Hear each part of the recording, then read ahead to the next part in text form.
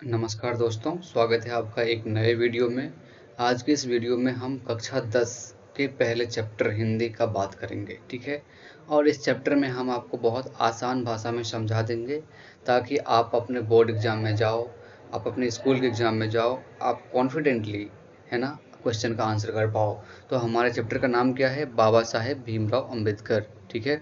देखिए, बाबा साहेब भीमराव अम्बेडकर का जन्म 14 अप्रैल 1891 में मध्य प्रदेश का एक जगह है महू, वहाँ पे हुआ था। उन्हें मानव मुक्ति के पुरोधा बोलते हैं। मतलब क्या? ये जो आज का मतलब मानव है, जो छोटे कास्ट के लोग हैं, उनको फ्री करने के लिए, मतलब वो अलग प्रकार की गुलामी झेल रहे थे। एक तो अंग्रेज सबको गुलाम बनाया हुआ था, और यहाँ पे जो बड़े कास्ट के लोग थे, छोटे कास्ट को वो सेकंड लेयर पे गुलाम बना रखे थे। तो उनको छुटकारा दिलाने के लिए इन्होंने बहुत बड़ा योगदान दिया, ठीक है। प्राथमिक शिक्षा के बाद बड़ौदा नरेश के प्रोत्साहन में वो उच्चतर शिक्षा के लिए विदेश चले गए, जैसे न्यूयॉर्क अमेरिका चले गए, लंदन इंग्लैंड चले गए, फिर वहाँ पे बहुत पढ़ाई की। देखिए, आज के डेट में भी कोई छात्र अगर विदेश जाता है, बहुत मेहनत करनी पड़ती है, बहुत स्कॉलरशिप वगैरह मिले तभी जा सकता है। उस टाइम में सोचिए, कुछ भी नहीं था, फिर वो चले गए, तो कितने टैलेंटेड आदमी होंगे वो। उन्होंने संस्कृत का धार्मिक, पौराणिक और पूरा वैदिक वाङ्मय अनुवाद के जरिए पढ़ा और ऐतिहासिक सामाजिक क्षेत्र में अनेक मौलिक स्थापनाएं की। धार्मिक मतलब क्या? धर्म से रिलेटेड, जैसे आज हम लोग पूजा पाठ करते हैं, है ना। वैसे पौराणिक मतलब जैसे हम कुछ चीज़ बोलते हैं, जैसे हमारी दादी लोग कुछ कहानी बोलती पुरानी की, रे पहले राजा होता था, आता था, मारता था, भूत प्रेत, वो पौराणिक कथा हो गई। पूरा वैदिक, जो वेद में लिखा हुआ है, वेद में हमारे संस्कृति सभ्यता को लेके बहुत सारी चीज़ें लिखी हुई है, वो हो गई।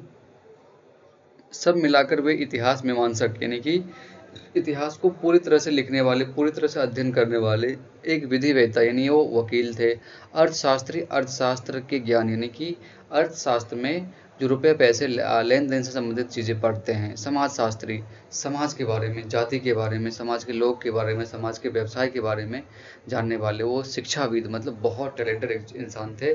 और धर्म दर्शन, जैसे रिलीजन, फिलॉसफी, इन सबको व्याख्याता, व्याख्यान देने वाले बनकर उभरे। स्वदेश में कुछ समय उन्होंने वकालत भी की, मतलब वकील भी बने। समाज और राजनीति में बेहद सक्रिय भूमिका निभाते हुए उन्होंने अछूतो, पहले क्या होता था, अगर कोई छोटे कास्ट के लोग हैं, पानी का बर्तन छू दिया ना, तो बड़े कास्ट वाले लोग पीते नहीं थे। जैसे मान लीजिए पंडित जी कहीं पे गया, छोटे कास्ट के लोग आए, पानी को छू दिया, पंडित जी वो पानी नहीं पीता ऐसी बातें थी। स्त्रियों और मजदूर, मतलब पहले सती प्रथा होता था, मतलब अगर किसी स्त्री का पति मर गए तो स्त्री को उनके साथ जलना पड़ता था, उनकी चिता में जिंदा, ठीक है। और स्त्री को शिक्षा वगैरह नहीं दिए जाते थे, सिंपल घर के काम करने होते थे। उनके पहनावा ओढ़ावा वस्त्र पे बहुत सारे क्या थे, मतलब कंट्रोल था कि भाई आप ऐसे मुंह ढक के रहोगे, ऐसे दिखाओ, मतलब मुंह नहीं देख सकते, ऐसा कुछ। मजदूरों, जैसे मजदूर करने वाले के साथ बहुत अन्याय होता था, है ना। तो उनको, उनके संघर्ष को दूर करने के लिए उन्होंने मेहनत की। किसने? बाबा साहेब भीमराव अम्बेडकर ने। उनके चिंतन व रचनात्मकता, चिंतन मतलब है सोच, रचनात्मक मतलब कुछ सोच के कुछ बनाना, के मुख्यतः तीन प्रेरक व्यक्ति रहे। पहले थे गौतम बुद्ध, दूसरा कबीर, और तीन ज्योतिबा फुले। गौतम बुद्ध कौन थे? लुम्बिनी में जन्म हुआ था, बिहार में उनको ज्ञान की प्राप्ति हुई, है ना। फिर इन्होंने बौद्ध धर्म का प्रचार किया, है ना। इन्होंने धम्म दी, मतलब धम्म किसने? अशोक ने दिया था। फिर गुरु नानक, ये जो कबीर थे, कबीर ने अपने बहुत सारे क्या बोलते, कविता के माध्यम से लोगों को प्रेरित किया, है ना। ज्योतिबा फुले एक समाज सुधारक थे। भारत के संविधान निर्माण में उनकी महती भूमिका एवं एकनिष्ठ समर्पण के कारण आज हम उन्हें भारतीय संविधान के निर्माता कहकर श्रद्धांजलि अर्पित करते हैं। आज जो हमारे पास संविधान है, दुनिया का सबसे बड़ा लिखित संविधान है, उस संविधान को बनाने में इनका भूमिका बहुत महत्वपूर्ण था। दिसंबर 1956 में दिल्ली में उनका निधन हो गया। बाबा साहेब ने अनेक पुस्तक लिखे, जैसे कि the caste in India, their mechanism, genesis and development, the untouchable, who are they, who are Shudra, buddhism and communism, Buddha and Dhamma, thoughts on linguistic state, the rise and fall of the Hindu women, analysis of caste, ये सब उनके important books हैं, ठीक है।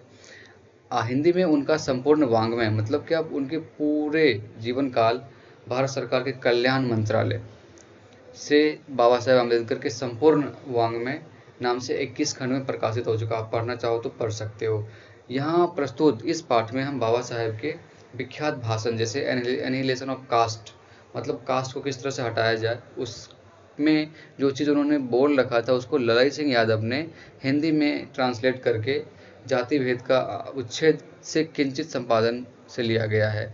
यह भाषण जाति पाति तोरक मंडल, लाहौर में एक अधिवेशन चल रहा था जिसका नाम था जाति पाति तोरक मंडल, वहाँ से इन्होंने इस चीज़ को हिंदी में ट्रांसलेट करके आपके सामने प्रस्तुत किया इस बुक में। परंतु इसकी क्रांतिकारी दृष्टि से आयोजकों की पूर्णतः सहमति न बन सकने के कारण सम्मेलन को स्थगित कर दिया गया और आगे न पढ़ा जा सका। बाद में बाबा साहब ने इसे स्वतंत्र पुस्तिका का रूप दिया। प्रस्तुत अभिलेख में वे भारतीय समाज में श्रम विभाजन के नाम पर मध्ययुगीन अवशिष्ट संस्कारों के रूप में बरकरार जाति प्रथा पर मानवीयता, नैसर्गिक न्याय एवं सामाजिक सद्भाव की दृष्टि से विचार करते हैं।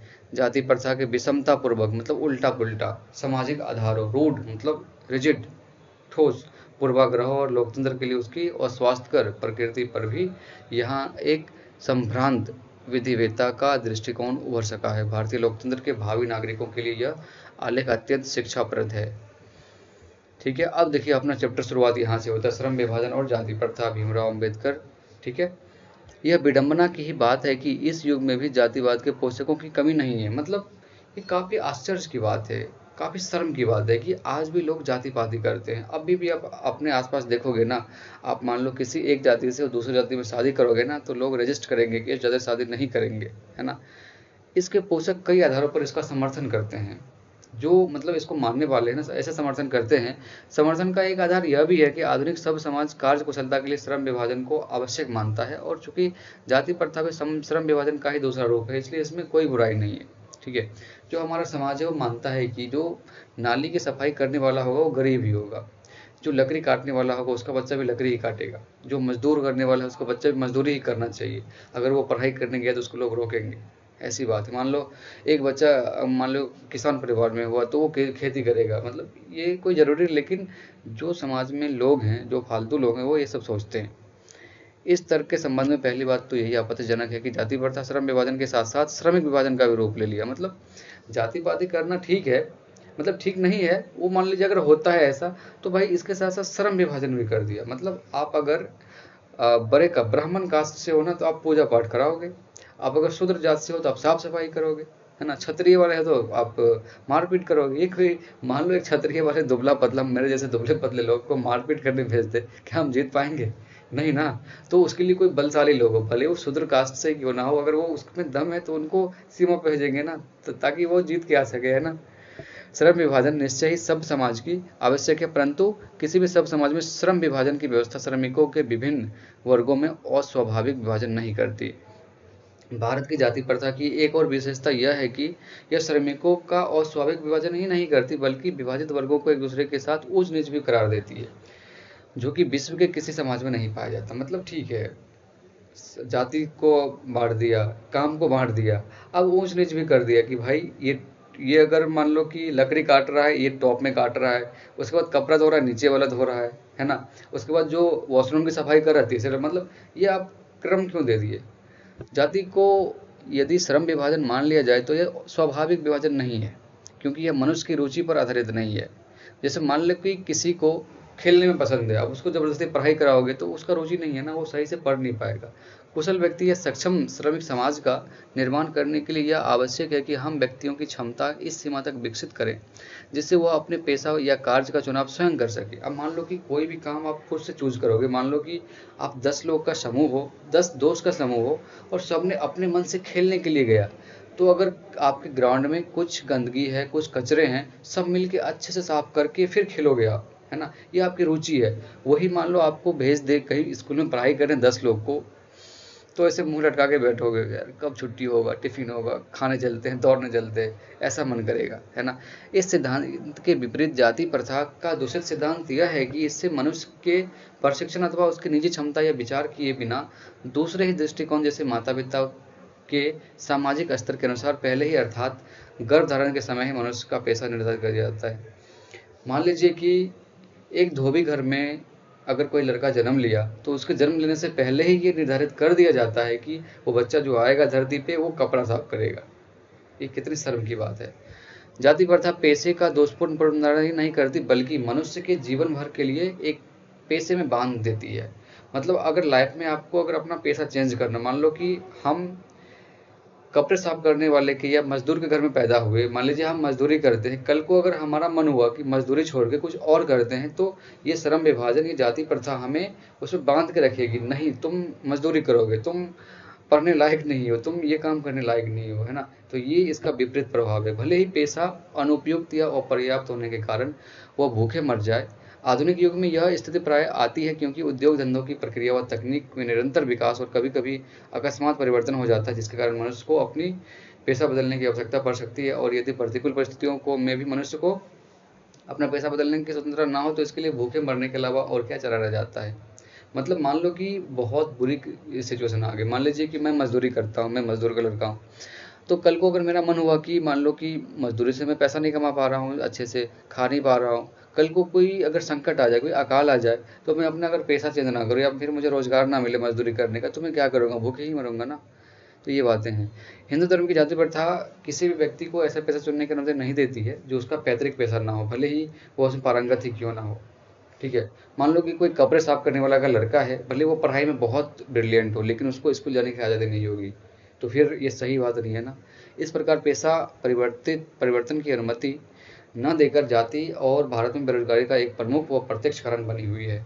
इस प्रकार हम देखते हैं कि श्रम विभाजन की दृष्टि से भी जाति और प्रथा गंभीर दोषों से युक्त है। जाति प्रथा का श्रम विभाजन मनुष्य की स्वेच्छा पर निर्भर नहीं, मतलब इच्छा से नहीं कर रहे हैं, मनुष्य की व्यक्तिगत भावना तथा व्यक्तिगत रुचि में इसका कोई स्थान अथवा महत्व नहीं रहता। इस आधार पर हमें यह स्वीकार करना पड़ेगा कि आज के उद्योग में गरीबी और उत्पीड़न मतलब क्या, जबरदस्ती काम कराना, ओवर टाइम काम कराना, मतलब पैसा नहीं देना, है ना, ये सब इसको उत्पीड़न कहते हैं। बड़ी समस्या नहीं जितनी यह कि लोग निर्धारित कार्य को अरुचि के साथ व्यवस्था पूर्वक करते हैं। ऐसी स्थिति स्वभावतः मनुष्य को दुर्भावना से ग्रस्त करके टालो काम करने और कम काम करने के लिए प्रेरित करती है। ऐसी स्थिति में जहाँ काम करने वालों का न दिल लगता है न दिमाग, कोई कुशलता कैसे प्राप्त की जा सकती है। अतः यह निर्विवाद रूप से सिद्ध हो जाता है कि आर्थिक पहलू से भी जाति प्रथा हानिकारक प्रथा है, क्योंकि यह मनुष्य के स्वाभाविक प्रेरणा, रुचि व आत्मशक्ति को दबाकर उन्हें अस्वाभाविक नियमों में जकड़ कर निष्क्रिय कर देती है। सही बात है भाई, अगर कोई मन से काम नहीं करेगा तो काम परफेक्ट नहीं होगा। अगर मन से आप किसी काम को कर रहे हो इच्छा से ना, वो काम बेस्ट ही होगा। अब मैं समस्या के रचनात्मक पहलू को लेता हूँ। मेरे द्वारा जाति प्रथा की आलोचना सुनकर आप लोग मुझसे यह प्रश्न पूछना चाहेंगे कि यदि मैं जातियों के विरुद्ध हूँ तो फिर मेरी दृष्टि में आदर्श समाज क्या है। मेरा उत्तर होगा कि मेरा आदर्श समाज स्वतंत्रता, समता मतलब बराबरी, भ्रातृत्व यानी कि भाईचारा पर आधारित होगा। क्या ठीक नहीं है? भ्रातृत्व अर्थात भाईचारे में किसी को क्या आपत्ति हो सकती है। किसी भी आदर्श समाज में इतनी गतिशीलता होनी चाहिए जिससे कोई भी वांछित परिवर्तन समाज में एक छोर से दूसरे छोर तक संचारित हो सके। मतलब मान लीजिए आपके गांव में नल का जल से पानी को सरकार का स्कीम है कि सबको देना है। मान लीजिए बीच रास्ते में कोई मान लीजिए छोटे जाति के लोग आ गए, तो क्या आप उसके रास्ते से आने वाले पानी को एक्सेप्ट नहीं करोगे? अगर एक्सेप्ट नहीं करोगे तो समाज का विकास कैसे होगा, है ना। तो हमें मिलके कोई काम करना होगा जिससे हमारे समाज का विकास हो। ऐसे समाज के बहुविध हितों में सबका भाग होना चाहिए तथा सबको उसकी रक्षा के प्रति सजग रहना चाहिए। सामाजिक जीवन में आवाज संपर्क के अनेक साधन व अवसर उपलब्ध रहने चाहिए। तात्पर्य यह है कि दूध पानी के मिश्रण की तरह भाईचारे का यह वास्तविक रूप है और इसी का नाम दूसरा लोकतंत्र है। क्योंकि लोकतंत्र केवल शासन की एक पद्धति नहीं है, लोकतंत्र मूलतः सामूहिक जीवनचर्या की एक रीति तथा समाज में सम्मिलित अनुभवों का आदान प्रदान है। इसमें यह आवश्यक है कि अपने साथियों के प्रति श्रद्धा व सम्मान का भाव हो। ये नहीं कि हम अपने साथियों के साथ लड़ाई कर रहे हैं, हम स्वतंत्रता की बात कर रहे हैं, ये गलत बात है। अब क्वेश्चन की बात करते हैं, लेखक किस विडंबना की बात करते हैं। लेखक इस विडंबना की बात करते हैं कि समाज इतना आज डेवलप होने के बाद भी लोगों के मन में जाति पाति का भाव है और एक दूसरे को जाति के नज़र से देखते हैं, काम के नज़र से देखते हैं, ना कि उसके टैलेंट के नज़र से देखते हैं। जातिवाद के पोषक उसके पक्ष में क्या तर्क देते हैं? तो जातिवाद के जो पोषक है वो तर्क ये देते हैं कि भाई जिस घर में तुम पैदा हुए वही काम करोगे ना, उससे बड़ा काम कैसे करोगे, ये बोल के आपको वो बोलते हैं।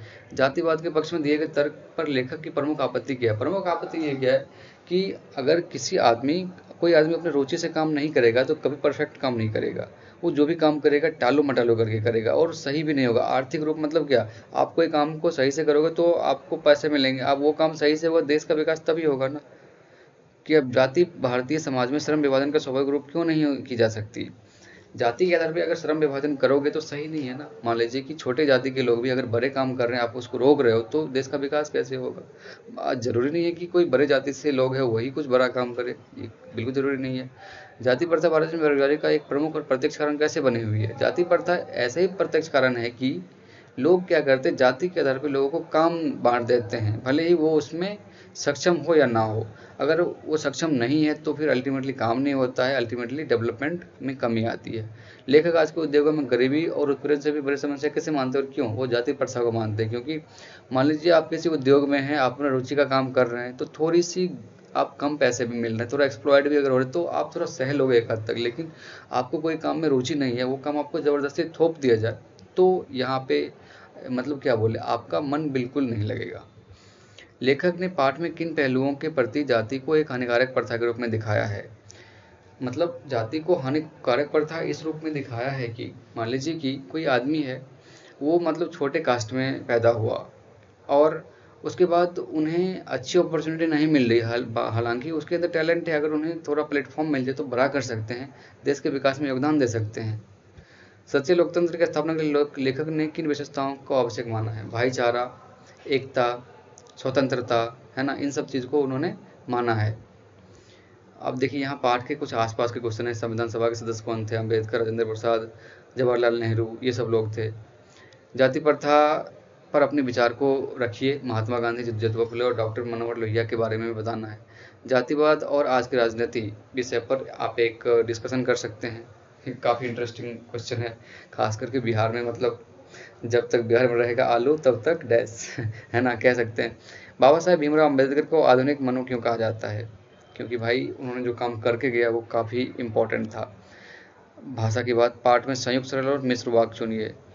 सरल मतलब क्या, एक लाइन में ही खत्म हो गया, राम आम खाता है। संयुक्त मतलब राम आम खाता है, थोड़ा घर के लिए भी ले जाता है। मिश्र वाक्य में राम आम खाता है, वह घर के लिए ले जाता है, घर पे जाके दोस्त को भी देता है, ये मिश्र वाक्य हो गए। यहाँ पे विलोम लिखना, शब्द और शब्द, विभाजन, विभाजन में क्या, अलग करना, तो एक जगह संयुक्त कर सकते हैं इसको। निश्चय अनिश्चय, ऊंच नीच, स्वतंत्रता परतंत्रता, दोष निर्दोष, सजग विजग, रक्षा कुरक्षा, पूर्व निर्धारण पर निर्धारण। और यहाँ पे पर्यायवाची लिखो, दूषित, प्रदूषित, श्रमिक, मजदूर, पेशा, व्यवसाय, अकस्मात, अचानक, अनुमति, आदेश, अवसर, मौका, परिवर्तन, बदलाव, सम्मान, कीर्ति, यश। अब यहाँ पे कुछ मतलब, विडम्बना का मतलब उपहास हो गया, पोषक मतलब समर्थक हो गया, इसका मतलब पहले ही तय कर देना। अकस्मात, अचानक, प्रक्रिया, किसी काम को पूरा होने की रीति, प्रतिकूल, उल्टा, स्वेच्छा, अपनी इच्छा, उत्पीड़न, बहुत गहरे नियंत्रण, संचारित, प्रवाहित, बहुविध, अनेक प्रकार से, प्रत्येक सामने, भ्रातृत्व, भाईचारा, वांछित, आकांक्षित। तो हमने पूरा चैप्टर आपको कंप्लीट करा दिया, ठीक है। तो आपने अगर ध्यान से पढ़ा होगा ना तो आपके फुल नंबर आएंगे कॉन्फिडेंस के साथ। एक बार आप रिविजन कर लेना, ठीक है। हम अगले वीडियो में मिलते बहुत जल्द। आप कमेंट करके बताना ये वीडियो आपको कैसा लगा।